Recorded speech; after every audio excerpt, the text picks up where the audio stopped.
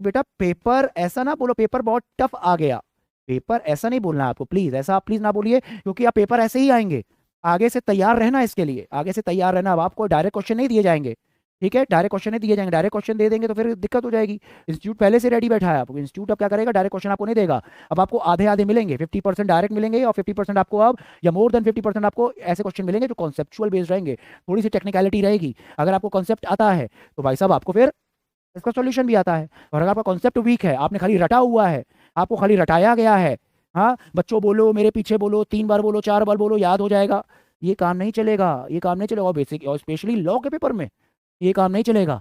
हाँ कि 3 बार 4 बार रटवा रहे हैं, आपको रटवा रहे हैं और आप रटे जा रहे हो चीज़ें, ये काम नहीं चलने वाला। अब अपने माइंड में आप एकदम सेट कर लो, ये चीज़ें नहीं होंगी, ठीक है। और गाना बजाने से काम भी नहीं होगा अब, ठीक है, गाना बजाना नाचना झूमना काम नहीं चलेगा, एकदम अच्छे से विथ फुल अटेंशन आपको पढ़ना पड़ेगा। अगर आपका कॉन्सेप्ट हल्का सा भी इधर उधर हुआ ना, तो बेटा ये 4 मार्क्स 5 मार्क्स ना ये भी इधर उधर हो जाएंगे, ठीक है। और नुकसान आपको है, नुकसान आपको है, क्लियर है। तो कॉन्सेप्ट्स पे पूरा फोकस होना चाहिए और डिटेल में पढ़िए जितना पढ़ सकते हैं, ठीक है, डिटेल में पढ़िए। टीचर आपको शॉर्टकट में पढ़ाए, आप रोकिए वो टीचर को, आप बोलिए सर प्लीज डिटेल में पढ़ाइए, बेयर एक्स लेके जाइए साथ में, कोई दिक्कत नहीं है, लेके जाइए बेयर एक्स। अब बोलिए अगर टीचर आपका कोई कॉन्सेप्ट छोड़ दे रहा है, मिस कर रहा है, आप बोलिए सर आपने ये कॉन्सेप्ट नहीं पढ़ाया, ये तो मॉड्यूल में है हमारी, इसको पढ़ाइए, इसको समझाइए, समझ आ रही है, बोलो, सब समझ आएगा आपको। क्लियर है, समझ आ रही है कि नहीं आ रही।